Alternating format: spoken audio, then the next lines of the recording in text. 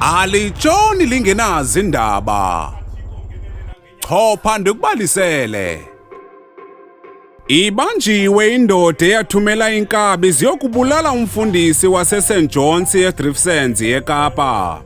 Kwisiganeko esashiya sothuse amarhamente ecawe yaseSt John's eDriftsens eKapa sokudutyulwa izihlandlo komfundisi obesaziwa ngelikadiya, umhlobo wakhe obesondele kakhulu kuye uxelele amapolisa ukuba nguye umntu ongunobangela agqithiswe amafu.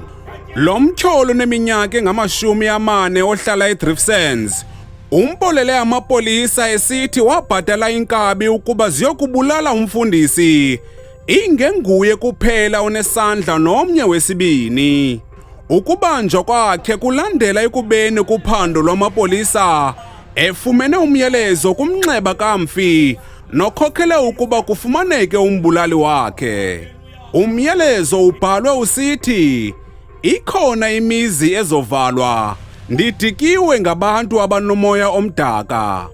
Lo mtyholo ubanga ngelithi isizathu sokuba abulale umhlobo wakhe uve ngabantu ukuba umfi ebefuna ukumbulala, ze yena wathatha isigqibo sokuba ambulale kuqala. Unobalisa uthi lo myalezo umfundisi uDiya ebengawazi ukuba unento oyithethayo nawaye akawuhoya. Ukanti into yothuse abahlali kukuba umbulali ebengumhlobo osenyongweni kamfundisi, kananjalo xa esengxakini ahlangulwe kwanguye. Ibali licatshulwe kwiphephandaba ezitshisayo. Haleluya. Yasondela iphada lokuqala. Ungunyana kaThixo ngenene nangenyaniso.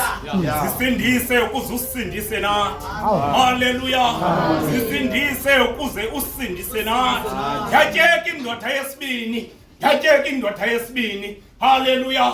Mina nawe sibethelelwe kule ndawo ngenxa yamatyala wethu. Haleluya. Lo mfo ubethelelwe apha engenaso nesinye isono. Haleluya. Haleluya.